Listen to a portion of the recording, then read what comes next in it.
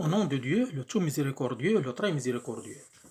Assalamu alaikum wa rahmatullahi ta'ala wa barakatuh. Commentaire de savant sur les miracles scientifiques du Coran. Professeur Armstrong. Le professeur Armstrong travaille pour la NASA et est également professeur d'astronomie à l'université de Kansas, Lawrence, Kansas, aux États-Unis. Un certain nombre de questions ont été posées au professeur Armstrong sur les versets coraniques traitant de son domaine de spécialisation. Vous avez vu et découvert la véritable nature de l'astronomie moderne au moyen d'équipements modernes, de roquettes et de satellites développés par l'homme. Vous avez également vu comment les mêmes faits ont été mentionnés par le Coran, il y a 14 siècles. Alors, quelle est votre opinion? Le professeur répond: c'est une question difficile à laquelle j'ai réfléchi depuis notre discussion ici. Je suis impressionné par la remarquable que certains des écrits anciens semblent correspondre à l'astronomie moderne et récente, d'une manière qui retient l'attention. Je ne suis pas un savant suffisant de l'histoire humaine pour me projeter complètement et de manière fiable dans les circonstances qu'il y a 1400 ans. Mais je pense et je peux avec certitude dire que ce qu'on vient de voir mérite l'attention. Il est possible qu'il n'y ait pas de place à une explication scientifique pour y avoir une autre chose qui dépasse notre perception en tant qu'expertise ordinaire qui puisse expliquer ces écritures que l'on vient de voir. Mais je ne suis pas en situation sur ce point précis de donner une réponse. Wassalamu alaikum wa rahmatullahi ta'ala wa barakatuh. Voici le professeur Armstrong, l'un des astronomes les plus célèbres aux USA et l'un des plus grands savants de la NASA, l'agence spatiale américaine qui l'emploie.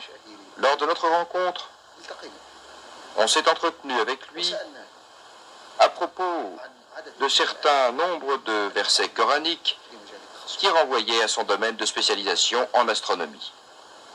Notre première question a été de lui dire: comment le fer s'est-il constitué? Je vais vous dire, a répondu le professeur Armstrong, comme tous les éléments de la Terre se sont constitués, parce qu'on a pu les découvrir et bien plus des expériences ont été effectuées pour prouver le bien fondé de mes propos. Les différents éléments rassemblent différentes particules telles que les électrons, les neutrons, les protons et d'autres encore. Pour que ces particules s'unissent dans un atome, chaque élément a besoin d'énergie. Lorsqu'on a calculé l'énergie nécessaire à la formation d'un atome de fer, on a trouvé qu'il fallait une énergie 4 fois égale à l'énergie du système solaire. Ce n'était pas l'énergie de la Terre, ni du Soleil, ni de la Lune, ni de Neptune, ni de Mars. L'énergie de tout ce système ne suffisait pas à la formation d'un seul atome de fer, qui nécessite 4 fois l'énergie de l'ensemble du système solaire.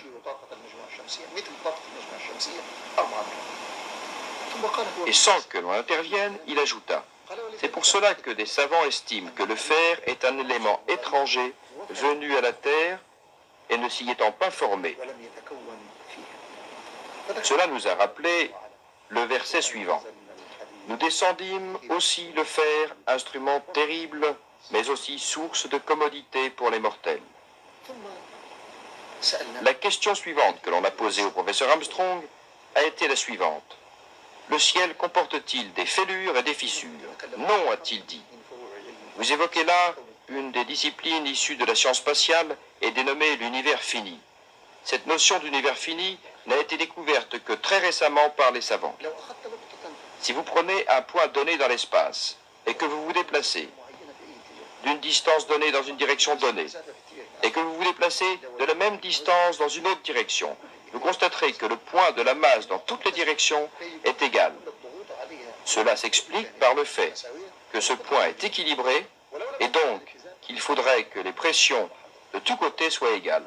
Il faudrait également que la masse soit ainsi. Si cet équilibre n'était pas ainsi établi, l'univers bougerait et il y aurait des fêlures et des fissures. J'ai cité ce que Dieu dit dans le verset suivant: ne voit-il pas au-dessus d'eux le ciel que nous leur avons orné et avons fait sans fêlure? On s'est entretenu ensuite avec cet éminent scientifique sur les efforts des savants dans leur tentative d'arriver aux limites de l'univers. Sont-ils parvenus aux confins de l'univers? Le professeur Armstrong. Nous nous sommes engagés dans une bataille pour arriver aux confins de l'univers. Nous agrandissons les télescopes et nous découvrons des étoiles et nous réalisons que nous sommes toujours à l'intérieur de ces mêmes étoiles. Nous ne sommes pas aux confins. Moi je sais, à partir du verset qui dit « Le ciel le plus proche de vous se trouve orné de lumière, nous en fîmes des projectiles pour vous envoyer les démons », toutes ces étoiles sont un ornement pour le ciel le plus proche. Le professeur nous dit « Nous ne sommes pas arrivés aux confins, nous ne sommes pas arrivés à la fin. » Et il poursuit « Et pourquoi nous envisageons d'installer des télescopes dans l'espace pour éviter des poussières et tous ces phénomènes atmosphériques qui constituent autant d'obstacles à une meilleure observation sur la Terre. Les télescopes optiques qui utilisent la lumière ou l'optique sont incapables de nous permettre d'aller au-delà de certaines distances. On a substitué les télescopes à signes. De nouvelles distances ont été franchies, mais on demeure toujours à l'intérieur des frontières. Je me suis rappelé ce que Dieu dit dans le verset « Reporte ton regard vers les cieux et vois la moindre faille, puis, nombre de fois, ramène ton regard vers cette immensité, ton regard te reviendra bientôt, confondu, harassé. » Tout cela nous a permis de lui exposer les versets chaque fois qu'il nous exposait une vérité scientifique et chaque fois il l'approuvait. Au terme de son entretien, nous lui avons posé une dernière question. Vous venez de voir, professeur, l'exposé des vérités de